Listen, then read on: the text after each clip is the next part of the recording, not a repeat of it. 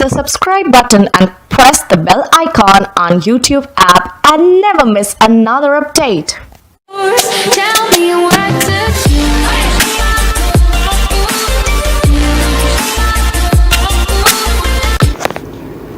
Hello guys, welcome back to my channel. Today I would be talking about how to do subtractive resolution merge in ERDAS. So subtractive resolution merge is a technique in which we can merge a multispectral image with a panchromatic image. This is a merge technique, and for this we would be using a multispectral image of 4 bands and a panchromatic image. So I would be using a Lancet image, and here we go. So as we know, in ERDAS we don't need to get any kind of image on the work screen. So your first step would be open ERDAS. So I've kept it open because it's usually slow, and then you can see all the tabs on the right top here. So go and click on the raster tab. In the raster tab, I would be selecting Pan Sharpen. Under Pan Sharpen, we have the subtractive resolution merge. Click on that. A small window would appear on the screen. In this, we have to select first the multispectral input image. So I didn't got a multispectral image, but I layer stacked 4 images together and made one. So if you want to see how to layer stack, you can refer to my video of layer stacking in ERDAS.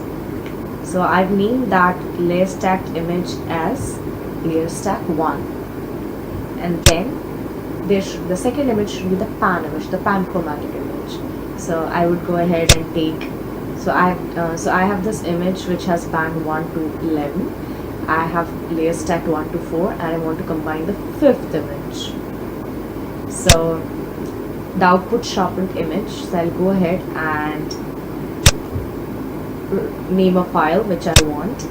So let's go to wherever you want to save. So I have a folder called ERDAS output. I'll go and write test1, and the file type should be IMG, Imagine Image File. Go and click OK and sensor word. So the first 4 images which I used for layer stacking were red, blue, green and infrared image. So I'm not selecting any of them because these are Lancet images.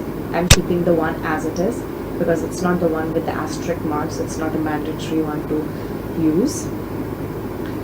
The subset for the merge parameter would remain as it is. I'm not going to change anything. I'll leave the rest of the stuff like that. If you really want a very sharpened image, you can go for smaller value, and if you go for a larger value, your image would be less sharpened. So 17 is the one they have given. Let's go for 14. And pan contribution weight remains same. Everything remains. Click on apply. So when you click on apply, a window would pop up and it would process, and this there would be progress bar coming up, so this would take some time. So we can go ahead and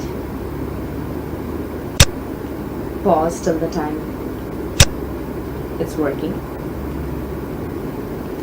So now once we are done with all the bars, progress and state showing, once you are done, just click on close and close the window which is appearing right here. We'll go to home and try to open. So here is our test 1. I'll open this and check if we got the image or not. Click on fit into the frame. So now you can see, if we just zoom in, you can see both the images are merged. And if we go and click the metadata right there,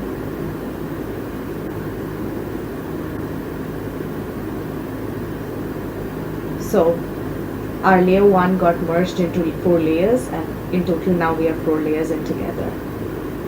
So Here's the metadata tab, which you can see and check